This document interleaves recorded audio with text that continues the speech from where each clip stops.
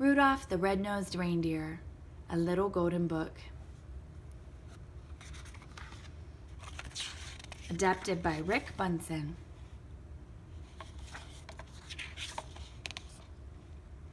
Christmastown, also known as the North Pole, is the wonderful place where Santa Claus lives with Mrs. Claus, all the elves, and the flying reindeer that pull Santa's sleigh every Christmas Eve. Nowadays, Christmastown is a happy place. The elves make toys, the reindeer fly, but in the old days, everyone had to watch out for the abominable snow monster. He was big and furry and hated anything having to do with Christmas. And he liked to eat reindeer.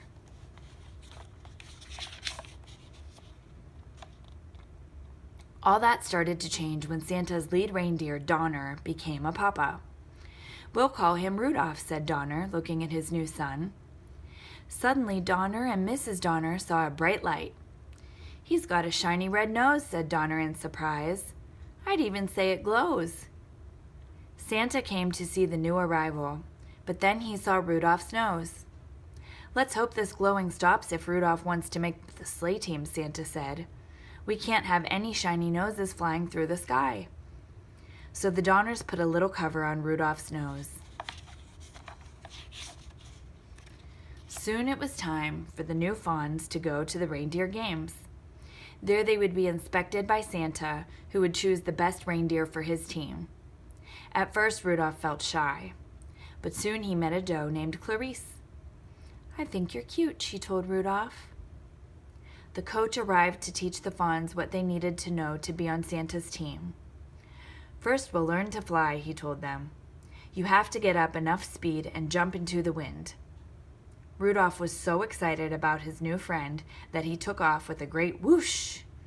He soared high over the heads of the reindeer and Santa too. But as all the young reindeer continued to play, the cover popped off Rudolph's nose. It glowed for all to see. At first the other deer were frightened, but soon they began to laugh and call poor Rudolph names. "Rudolph the Red-Nosed Reindeer," they jeered. And the coach said, "Go on home. From now on, you can't join in any reindeer games." Only Clarice didn't laugh at Rudolph. Poor Rudolph wandered off alone. Soon he met an elf who was hiding in the woods. "My name is Hermie," said the elf. "I want to be a dentist, but right now I'm just an elf who doesn't belong." "And I'm a red-nosed reindeer," sighed Rudolph. The pair decided to be friends and to run away together. They hadn't wandered far when they heard the terrible roaring of the abominable snow monster. "It's my nose," said Rudolph. "The monster sees it and is coming after us." Rudolph and Hermie were saved by Yukon Cornelius, the greatest prospector in the north.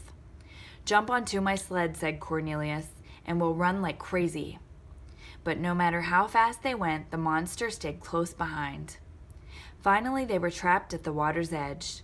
Cornelius chopped the ice with his axe, and the friends floated safely away. They floated all night and landed on a strange island, where they were greeted by a puppet that sprang from a box. "I'm the official sentry of the Island of Misfit Toys," said the puppet. "My name is Charlie, and that's why I'm a misfit toy. No child wants to play with a Charlie in the box." "We want to travel with Santa Claus in his magic sleigh," said a misfit doll. "Otherwise, we'll miss all the fun with the boys and girls when Christmas Day arrives." The friends met an elephant with polka dots, a choo-choo train with square wheels, a water pistol that shot jelly, a bird that swam, a cowboy riding an ostrich, and a boat that couldn't float. "We're misfits too," said Rudolph. "Maybe we could stay here with you." But the king of the island would let them stay for only one night. "This island is for toys alone," he said. "A living creature cannot hide here. But you can help us. When you return to Christmastown, tell Santa about these homeless toys.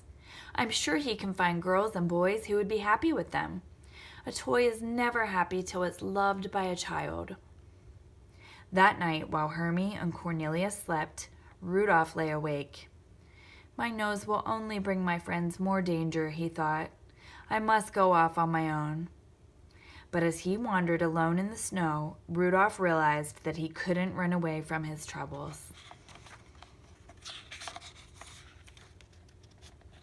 Rudolph returned to the mainland and headed for Christmastown.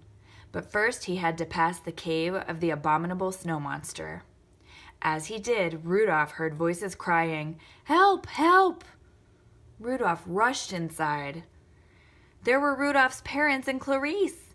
They had been searching for Rudolph and had been caught by the monster who was about to devour Clarice. "Put her down," Rudolph cried, butting the surprised monster with his little antlers. Just then, Hermie and Cornelius pulled up outside the cave. They had followed Rudolph's trail and knew he needed help.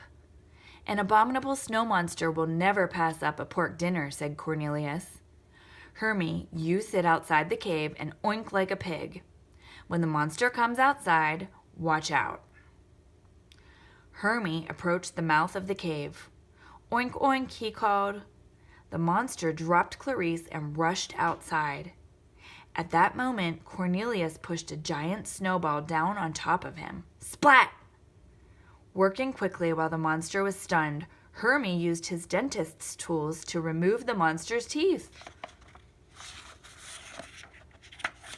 Back in Christmastown, Rudolph told how he and his friends had defeated the abominable snow monster.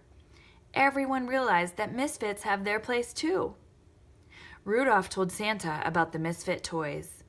"As soon as the storm lets up, I'll find homes for them," Santa promised. Then the weather elf handed Santa his report. Santa gasped. "The storm won't subside by tonight. I won't be able to fly my sleigh." Suddenly, a flash of light caught Santa's eye. "Rudolph," he said, "what a beautiful, wonderful nose. Won't you guide my sleigh tonight?" "I'd be honored to," said Rudolph, putting on his jingle bells. "Okay, Rudolph," said Santa. "First stop is the island of misfit toys. Up, up, and away!" And with Rudolph leading the way, Santa soon found loving homes for all those lonely toys. "Rudolph the red-nosed reindeer," everyone sang. "You'll go down in history." And he did. The end.